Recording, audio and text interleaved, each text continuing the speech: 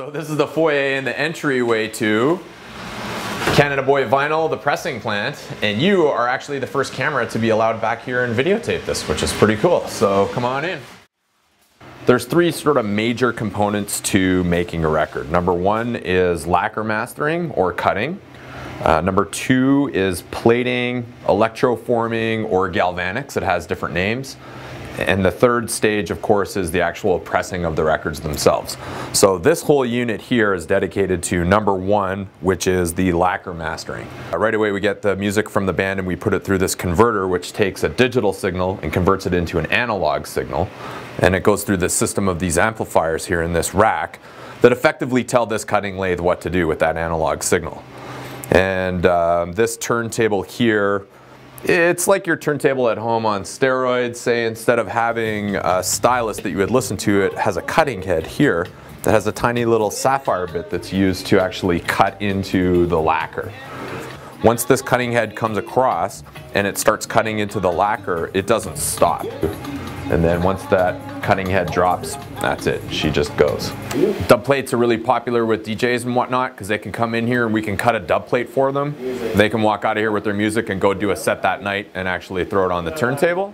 So once we've taken that lacquer master, we bring it into the galvanics department. As I understand it, growing stampers and the whole plating process is one of the biggest bottlenecks in the industry right now. The process of growing a stamper is very time consuming. So for every A side of a record, you have to spend about 6 or 7 hours growing a stamper for that A side that you could put into the record press. So same thing for the B side. So you're looking at maybe say 10 to 12 hours all in to grow the plates that you need to make a record.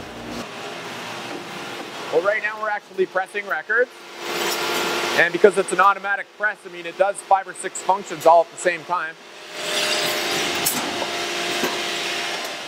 And while this one here is getting trimmed, the press comes up.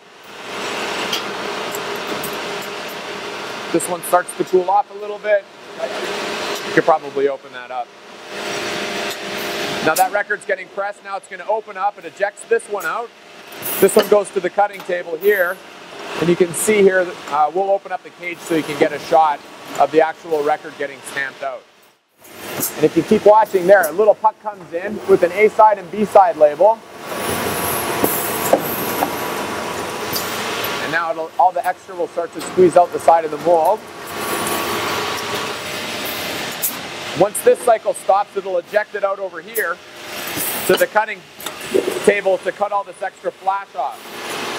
This is just all the excess here. We collect that, regrind it, and then we can recycle it and turn it back into records again. But this is where we take the records from the presses themselves and actually package them into their sleeves and jackets and get them ready to ship. So this order here is clear vinyl, as you can see, or called natural look. And then it goes out the door and gets ready for pickup. Barry Manilow right there. Dolly Parton.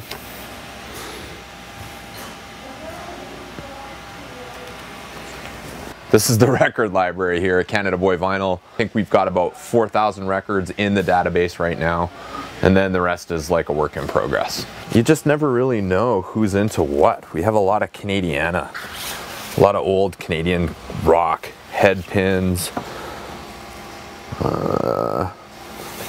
little Daryl Hall and John Oates. You just never know. Jay Giles Band, Jimmy Buffett. Joan Jett and the Blackhearts, John Cougar, tons of that kind of stuff. But you just never know. As I've learned since I got into this business, there's an ass for every saddle, yeah?